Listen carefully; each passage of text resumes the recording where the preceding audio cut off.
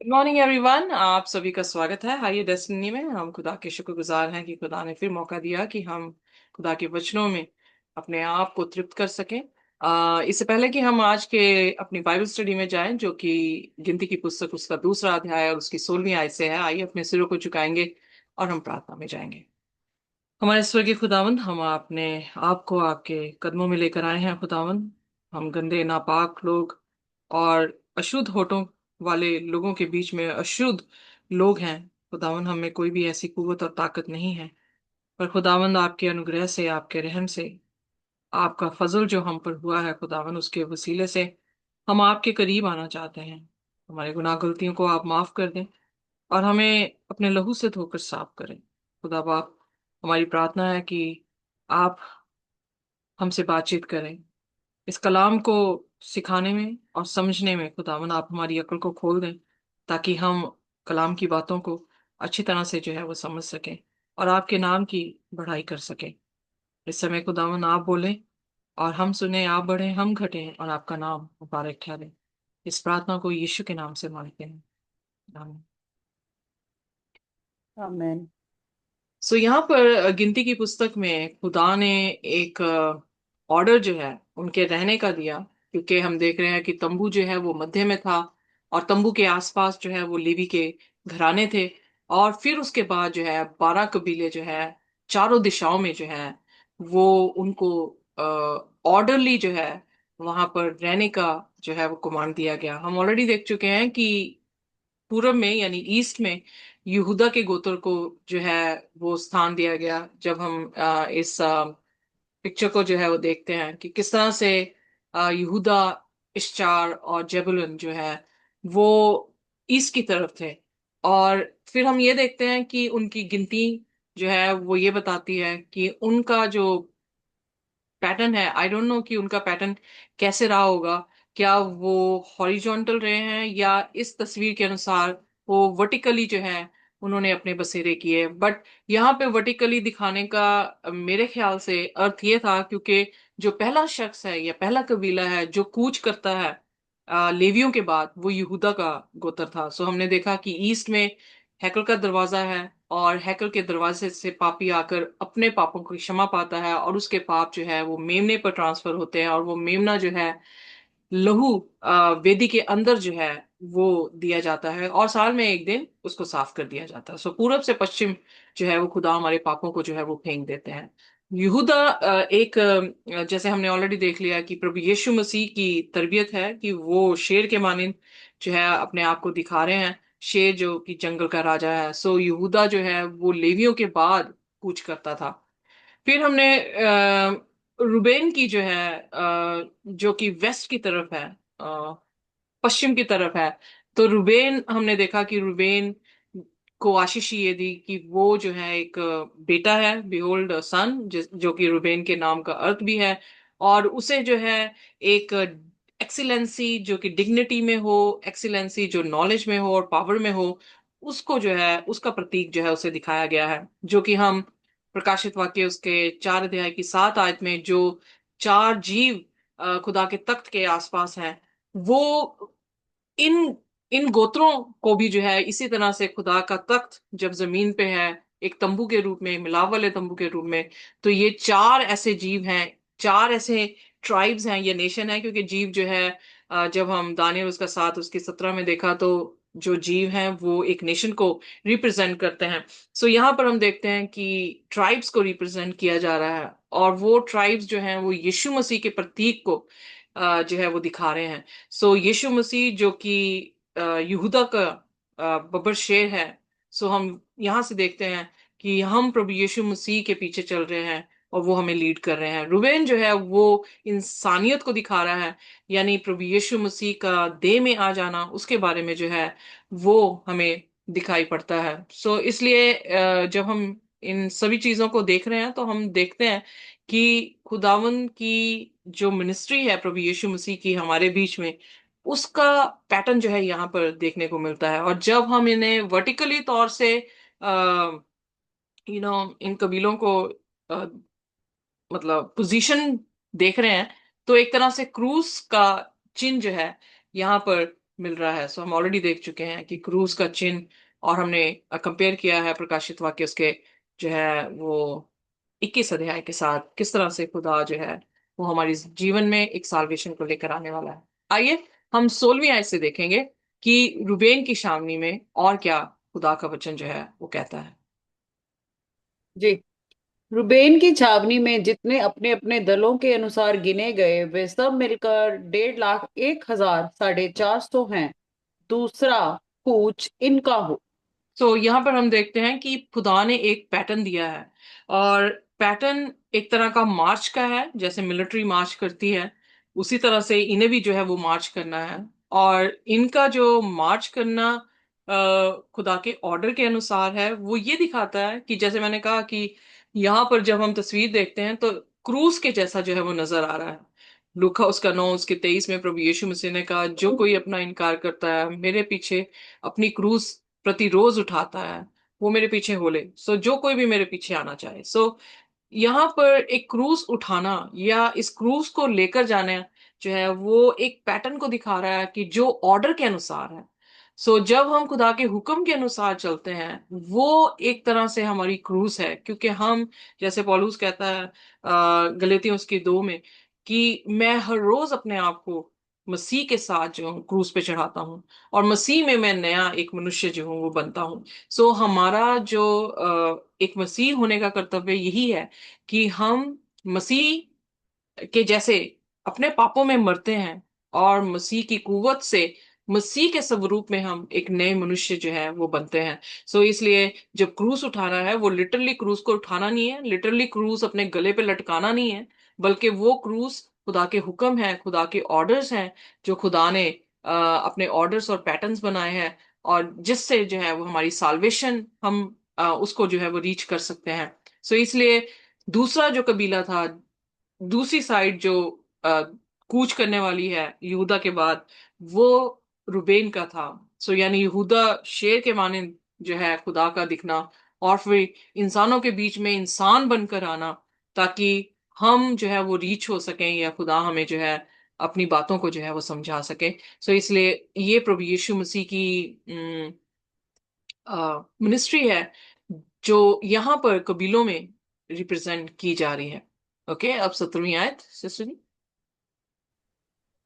जी। उनके पीछे और सब छावनी के बीचों बीच लेवियों की छावनी समेत मिलाप वाले तंबू का कूच हुआ करे। जिस क्रम में से वे डेरे खड़े करें उसी क्रम में ये अपने अपने स्थान पर अपने अपने झुंड के पास पास चले।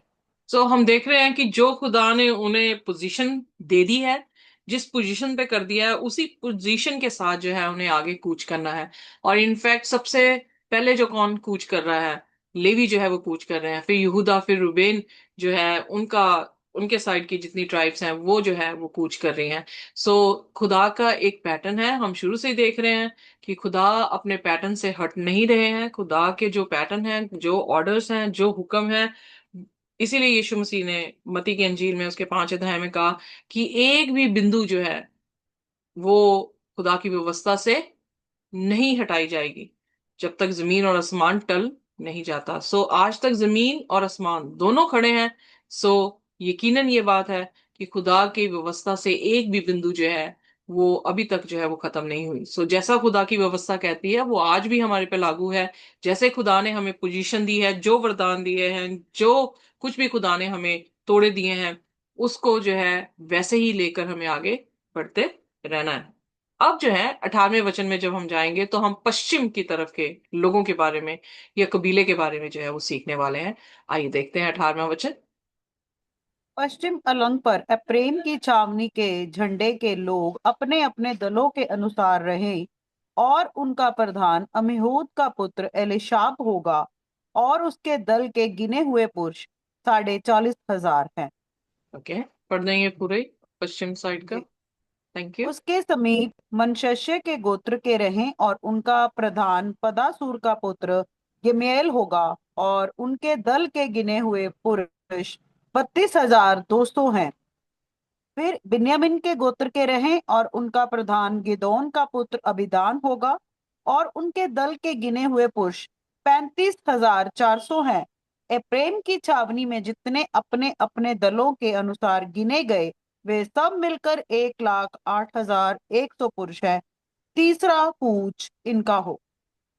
सो यहाँ पर हम देखते हैं कि जो पश्चिम में है वो इफ्राइम, मनासे और बिया, बेंजामिन, अंग्रेजी में बेंजामिन है। सो इनके कबीले जो है वो हमें देखने को मिलते हैं पश्चिम की तरफ। सो पश्चिम, सॉरी मुझे अंग्रेजी और हिंदी का कंफ्यूजन हो जाता है, ईस्ट और वेस्ट। सो पश्चिम, ओके, वेस्ट की तरफ जो है वो इफ्राइम और बेंजामिन जो है वो अपना निवास स्थान खड़ा करेंगे। अब जब हम देखते हैं कि वो चार जीवों में जो शेर के मानिंद हमने चेहरा देखा, और वो यहूदा के साइड का यानी ईस्ट के साइड के लोग दिखा रहे थे, उनके झंडों में भी वही जो है वो रिप्रेजेंटेशन थी।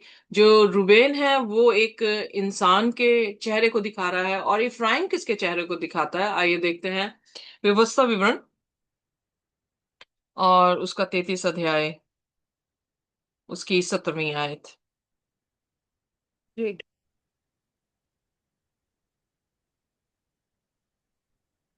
उन्होंने, सॉरी, 33 की। 17 आयत सिस्टर जी। वह प्रतापी है मानो गाय का पहलौठा है, और उसके सिरा बेनौले बैल के से हैं। उनसे वह देश देश के लोगों को वरन पृथ्वी के छोर तक के सब मनुष्यों को ढकेलेगा। वे एप्रेम के लाखों लाख और मनश्शे के हजारों हैं। ओके, सो यहाँ पर हम क्या देख रहे हैं कि इफ्राइम को एक ऑक्स की तरह जो है दिखाया गया है। सो इसीलिए जो प्रकाशित वाक्य उसके 4 उसकी 7 में, या इजिकेल उसकी 1 उसकी 17 में हम इन चार जीवों का मेंशन किया हुआ देखते हैं। तो वो चार जीव जो हैं वो इन ट्राइब्स को रिप्रेजेंट कर रहे हैं और खुदा की इमेज को जो है वो रिप्रेजेंट कर रहे हैं। इमेजिन कि जब ये कूच कर रहे हैं तो इनके इनके जो नाम है, इनकी जो साइट्स हैं, वो क्या रिप्रेजेंट कर रही है, खुदा के करेक्टर्स को जो है वो रिप्रेजेंट कर रही है। इसीलिए पौलुस जो है दूसरा कुरिन्थियों 3 की 18 में यही बयान कर रहा है कि ग्लोरी टू ग्लोरी हम उसकी इमेज में क्या होंगे, हम बदलते चले जाएंगे। सो इसीलिए प्रकाशित वाक्य उसका 14 अध्याय में हम देखते हैं उसकी पहली 4 आयतों में, जहां पर ये लिखा है कि 1,44,000 लोगों के माथों पर परमेश्वर का क्या होगा, नाम होगा। सो परमेश्वर की तरबियत परमेश्वर का नाम है, क्योंकि जब हम नीति वचन में देखते हैं, आई फॉरगॉट, तो आई थिंक 22 उसकी पहली आयत में वहां पे लिखा अच्छा नाम बहुत सारे सोने और चांदी से और मोतियों से जो है वो बेहतर है। सो नाम किसको दिखाता है, तरबियत को दिखाता है। इसीलिए आप देखेंगे निर्गमन उसके 34 अध्याय में जब मूसा ने तकीद की खुदा से कि वो खुदा को देखना चाहता है, तो खुदा जब अपनी पीठ उसे दिखाते हुए उसके सामने से गुजरते हैं, तो वो अपना नाम पुकारते हुए क्या कहते हैं, अपनी तरबियत को बुलाते हैं। अपनी तरबियत को जो है वो बता रहे हैं कि मैं रहम करने वाला हूँ, मैं गुस्सा करने में धीमा हूँ। सो हम जैसे ही खुदा के साथ चल रहे हैं, जैसे जैसे खुदा को समझ रहे हैं, उसके स्वरूप में ढल रहे हैं, तो हम भी क्या कर रहे हैं, हम उसके करेक्टर को लेकर जो है अपने विल्डरनेस जर्नी में, जो कि जब तक हम हेवनली किंगडम में नहीं पहुंचते, ये हमारी विल्डरनेस जर्नी है। और इस जर्नी में हम क्या कह रहे हैं, हम इस जर्नी में खुदा के ऑर्डर, खुदा के व्यवस्था के अनुसार, खुदा के नाम को और खुदा की तरबियत को लेते हुए क्या कर रहे हैं, मार्च करेंगे। Amen? आमेन। Amen. सो आइए देखते हैं। रुबेन जो है वो ऑक्स को है, जो कि सर्विस, ऑक्स जो है वो सर्विस को दिखा रहा है, और शेर जो है वो अपनी नो स्ट्रेंथ को दिखा रहा है, पावर को दिखा रहा है, और मैन जो है वो ह्यूमिलिटी को दिखा रहा है यानी हम्बलनेस को दिखा रहा है। और अब जो है, अब हम जब जाएंगे तो वो जाएंगे उत्तर के अलंग में। आइए देखते हैं 25 आयत से। उत्तर अलंग पर दान की छावनी के झंडे के लोग अपने अपने दलों के अनुसार रहें, और उनका प्रधान अमीशेद का पुत्र अहेअजर होगा। और उनके दल के गिने हुए पुरुष 62,700 हैं। और उनके पास जो डेरे खड़े के गरे, वे अशेर के गोत्र के रहें। और उनका प्रधान ओक्रान का पुत्र पिगेल होगा। और उसके दल के गिने हुए पुरुष 31,500 हैं। फिर नप्ताली के गोत्र के रहें, और उसका प्रधान एनान का पुत्र अहेरा होगा, और उसके दल के गिने हुए पुरुष 53,400 हैं। और दान की छावनी में जितने गिने गए वे सब मिलकर 1,07,600 हैं। ये अपने अपने झंडों के पास पास होकर सबसे पीछे कूच करें। मैन यहाँ पर झंडों का जो है वो बार बार जिक्र आया है, और इसलिए बाइबल में लिखा है कि the Lord is my banner. खुदा जो है, हम खुदा के झंडे में हैं, खुदा के अम्ब्रेला में हैं। अम्ब्रेला में या झंडे के नीचे, यानी हम उसकी पैरवी में, खुदा की पैरवी में जो है वो चलते चले जाएं। यहाँ पे जो दान है वो एक ऐसा शख्स है जो प्रकाशित वाक्य उसके 7 अध्याय में जब ट्राइब्स के नाम दिए गए हैं तो उसमें दान का जो है वो जिक्र नहीं आया है। आखिरकार दान जो है वो क्या रिप्रेजेंट करता है? आइए हम ऐसा निकालें, उत्पत्ति उसका 49 चैप्टर और उसके 16वीं आयत।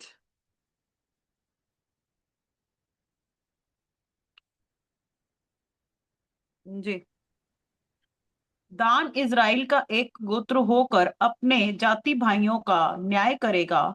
दान मार्ग का एक सांप और रास्ते में का एक नाग होगा, जो घोड़े की नली को डसता है, जिससे उसका सवार पछाड़ खाकर गिर पड़ता है। ओके, यहाँ पर हम देखते हैं कि परमेश्वर के वचन में दान को एक जज के रूप में दिखाया गया है। जज जीसस की एक तरबियत में से एक तरबियत है, और दान जो है कूच कर रहा है, तो सबसे एंड में जो है वो कूच कर रहा है। तो इसीलिए हम देखते हैं कि खुदा की मर्सी जो है उसकी जजमेंट से बहुत ज्यादा बड़ी है। जब हम आर्क ऑफ कवेनेंट को पढ़ रहे थे निर्गमन की पुस्तक में, तो हमने देखा कि मर्सी सीट जो है वो आर्क ऑफ कवेनेंट के ऊपर थी, और आर्क ऑफ कवेनेंट के अंदर जो थे खुदा के हुक्म है, एक छड़ी थी और मन्ना था, जो ये बताता था कि खुदा अपनी जजमेंट अपने कलाम के जरिए से लोगों की जो है वो करेगा, क्योंकि वो चरवाहा है, और वो अपने हिसाब से जब अपनी भेड़ों को आवाज देगा तो उसकी भेड़ उसकी आवाज को सुनेंगी। और खुदा जो है उन पर, आर्क ऑफ कवेनेंट के ऊपर मर्सी सीट है, यानी हुक्म से ऊपर खुदा ने क्या किया है, दया का एक दरवाजा खोला है कि अगर गलती हो जाती है तो हमारे पास, जैसे यूहन्ना उसके पहले अध्याय में कहता है कि अगर पहली बार कि तुम पाप ना करो, पर अगर तुम पाप कर देते हो तो तुम्हारे पास एक ऐसा वकील है जिसका नाम प्रभु यीशु मसीह है, जो सारे पापों से हमें क्षमा करता है और हमारे अधर्म को जो है वो मिटा देता है। हम जीसस की जजमेंट को भी देखते हैं। दान जो है एक सांप के रूप में भी जो है वो बताया गया है। आप देखेंगे कि नंबर्स में जब उन्होंने इसराइलियों ने कुड़कुड़ाना शुरू किया तो सांप जो है उनके कैंप में आ गए और उन्हें जो है वो डसने लगे, वो मरने लगे। फरियाद की मूसा ने, तो खुदा ने क्या कहा कि सांप को जो है वो क्या करो, उस पोल पर, ब्रास के पोल पर जो है वो लटकाओ, जो कोई भी उसे देखेगा वो जो है वो बच जाएगा। सांप हम जानते हैं कि शैतान को रिप्रेजेंट किया जाता है, शैतान को मारा गया और उसका खात्मा खुदा यीशु मसीह ने क्रूस पर जो है उसका दाम देकर जो है वो छुड़ाया है। तो इसलिए अगर सांप का डसा उस सांप के मरे हुए को जो यीशु मसीह ने क्रूस पर मारा है उसको देखेगा, विश्वास करेगा, तो वो क्या होगा, बचाया जाएगा। दान को जो है एक सांप के रूप में बताया गया है, पर जज भी जो है वो बताया गया है। आइए देखते हैं इफ्सियां उसका पहला अध्याय और उसकी 18 आयत। जी।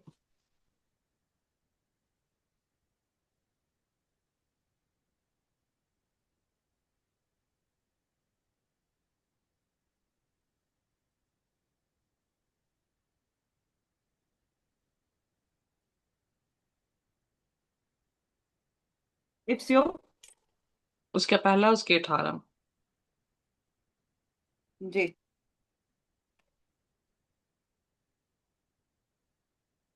और तुम्हारे और तुम्हारे मौन की आंखें ज्योतिमय हो, कि तुम जान लो कि उसके बुलाने से कैसी आशा होती है, और पवित्र लोगों में उसकी मिरास की महिमा का धन कैसा है।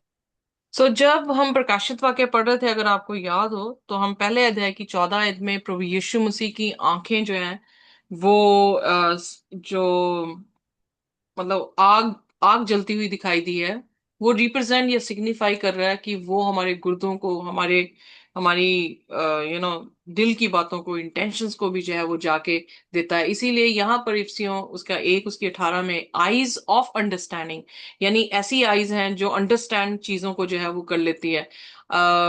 मैं जब अपनी वन ऑफ द ट्रेनिंग्स में थी, तो वहां पे हमें ये बताया गया कि कम्युनिकेशन में जो जुबान से बातें हो रही हैं वो सबसे कम होती हैं। कम्युनिकेशन में जो ऑब्जर्व कर रहा है इंसान, वो आपके जेस्चर को, यानी आप किस तरह से खड़े हैं, आपने किस तरह से यू नो अपने आप को पोजीशन किया है, और आपकी टोन कैसी है, इन चीजों से हमें वो वर्बल चीजों का जो है वो पता लगता है। सो इसलिए जब हम देखते हैं कि खुदा ने दान को एक न्यायाधीश के रूप में दिखाया है और उसे एक सांप के रूप में भी जो है वो दिखाया गया है, तो मेरे ख्याल से दान को जो बागे सॉरी हेमली किंगडम में या स्वर्गीय बादशाह में जो कबीलों के नाम दिए गए हैं, और हम नामों के अर्थ भी जो है वो जान चुके हैं, जो कबीलों के नाम दिए गए हैं, उन लोगों का न्याय नहीं होने वाला है, या उनके बीच में कोई भी सांप नहीं होगा। आई विद मी? क्योंकि बाइबल में लिखा है, आइए देखते हैं प्रकाशित वाक्य उसका 21 अध्याय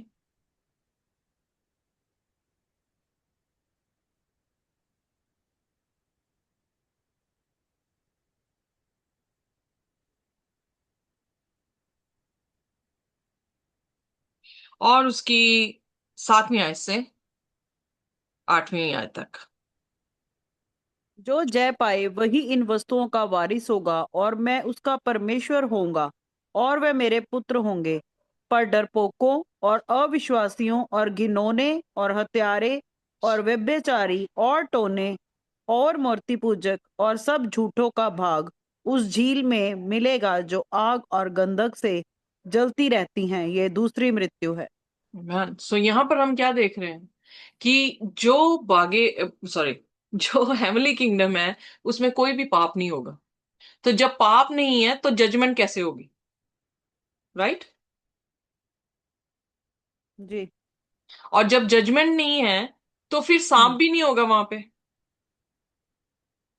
पाप का ओरिजिनेटर ही नहीं है तो क्या होगा? खुदा और खुदा के लोग होंगे। सो इसलिए प्रकाश आमेन। वाक्य में जो इजरायलियों के नाम है उसमें दैन का जो है वो भाग निकल गया है। और हम ऑलरेडी प्रोफेसीज में देख चुके हैं दानियल की उसके 8 अध्याय की 14वीं आयत में, जब 2300 साल आ, खत्म होंगे तो वेदी साफ की जाएगी, तो यीशु मसीह के आने से पहले ही इन्वेस्टिगेटिव जजमेंट जो है वो हो चुकी होगी। जी। इसीलिए यीशु मसीह ने प्रकाशित वाक्य उसके 22 अध्याय में उसकी 12 आयत में क्या लिखा है? यही लिखा है कि देखो मैं जल्द आता हूं, और जैसे तुम्हारे काम है वैसे तुम्हें बदला देने के लिए आता हूं। सो इसका मतलब हमारा जजमेंट जो है यीशु मसीह के आने से पहले ही होगा। और इसलिए जब हम यीशु मसीह के साथ हेमली किंगडम में जा रहे हैं, तो वहां पे हमें जजमेंट की जरूरत ही नहीं होगी, और ना ही पाप होगा, ना ही सांप होगा, ना ही ओरिजिनेटर ऑफ सिन होगा। सो कोई भी वहां पर दुष्ट इंसान जो है वो नहीं जा पाएगा। Am I clear? और फिर प्रश्न उठता है जी। कि खुदा ने दान को जो है वो यहां पर क्यों रखा? क्योंकि बाइबल बताती है जजिस की पुस्तक में कि दान ने जो है वो पाप किया, उसने जो है आइडोलेट्री की, यानी मूर्ति पूजा की। 18 अध्याय की 27 से 31 आयत में हम जब देखते हैं, तो इनफैक्ट खुदा, हम सभी पापी हैं, कोई भी ऐसा नहीं है। अगर आप इन सभी कबीलों में से देखें, कौन ऐसा है जिसने पाप नहीं किया? अकान जो था वो यहूदा के गोत्र से था, उसने भी जो है वो पाप किया, पर खुदा का अनुग्रह उसके न्याय से जो है वो काफी बड़ा है। वो गुस्से में बहुत ज्यादा जो है वो धीमा है, और वो मोहब्बत में जो है वो खुद ही मोहब्बत है। सो इसलिए उसकी तरबियत के अनुसार खुदा हर एक को चांस दे रहा है। इसीलिए उसने इनविटेशन सभी के लिए ओपन किया है, और बुलाए तो बहुत सारे गए हैं, यानी न्योता तो सभी को दे दिया खुदा ने, पर चुने बहुत कम गए हैं, क्योंकि बहुत कमों ने अपना जीवन जो है वो खुदा के लिए अर्पण किया है।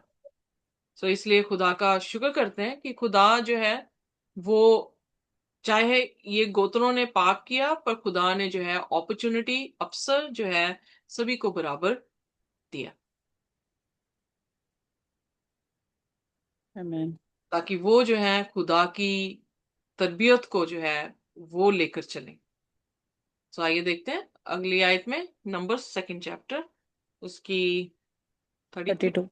32, ओके प्लीज। इजराइलियों में से जो अपने अपने पितरों के घराने के अनुसार गिने गए वे ये ही हैं, और सब छावनी के जितने पुरुष अपने अपने दलों के अनुसार गिने गए वे सब मिलकर 6,03,550 थे। परंतु यहोवा ने मूसा को यह आज्ञा दी कि उसके अनुसार लेवी तो इजराइलियों में गिने नहीं गए, और जो जो आज्ञा यहोवा ने मूसा को दी थी इजराइली उन आज्ञाओं के अनुसार अपने अपने कुल और अपने अपने पितरों के घराने के अनुसार अपने अपने झुंड के पास डेरे खड़े झंडे की। करते और झंडे के पास डेरे खड़े करते और कूच भी करते थे। तो यहाँ आमीन। पर हम देखते हैं कि वो खुदा के हुक्म के अनुसार, खुदा ने जो झंडे उन्हें दिए थे, यानी जिस तरबियत को रिप्रेजेंट उन्हें करने को कहा गया था, उस झंडे को साथ साथ लेकर जो है उन्होंने जो है वो कूच किया। पर यहाँ पर फिर दोबारा से मेंशन किया गया है, पहले अध्याय में भी मेंशन किया गया है कि गिनती जो है वो किसी भी तरह से लेवियों की नहीं की गई, क्योंकि लेवियों ने अपनी जिंदगी खुदा के काम के लिए जो है वो दे दी थी। सो खुदा ने उनकी गिनती 12 कबीलों के बीच में जो है वो नहीं की।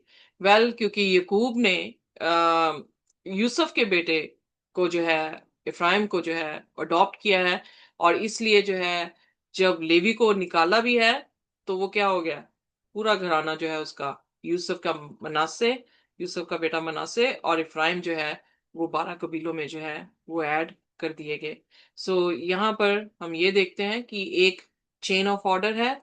खुदा जो कि बादल का खंबा या आग का खंबा रात को वहां पर अपनी प्रेजेंस दिखा रहे हैं, तंबू उसका निवास स्थान है, और उस निवास स्थान के आसपास जो है वो खुदा के लोग हैं जिन्होंने खुदा की सेवकाई करनी है।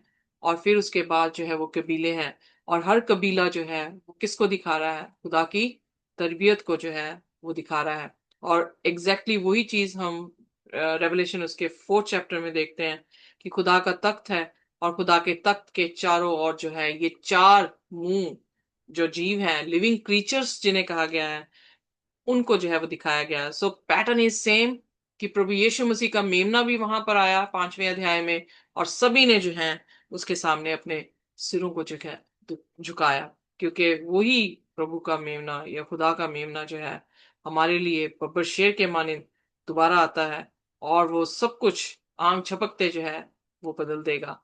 वही खुदा का मेमना हमारा इंसानी रूप लेकर आया ताकि हमें जो है निजात दे। उसने कोई पाप नहीं किया, और वो पवित्र रहते हुए उस कुर्बानी को देके गया, जिस कुर्बानी को खुदा ने या पिता ने कबूल किया, और हमें भी कबूल करता है जब हम उस पर विश्वास करते हैं। वो ऑक्स बना जो हमारी सेवा के लिए, जैसे उसने अपने चेलों के जो है वो पांव धोए, वो सेवादार बना। कोई भी सेवादार भेजने वाले से बड़ा नहीं होता। सो खुदा यीशु मसीह ने अपने आप को छोटा किया, हलीम किया, और हमारा दास बना। हम फिर देखते हैं कि वो आंख ऐसी रखता है चील के जैसी, जो आने वाले समय को देखती हैं, जो जजमेंट जो है वो करती हैं, और चील जो है वो सांप को मार भी देता है। सो हम ये देखते हैं कि खुदा जो है वो अंत को शुरुआत से देखने वाला परमेश्वर है। वो हमारे गुर्दों को जांचने वाला परमेश्वर है।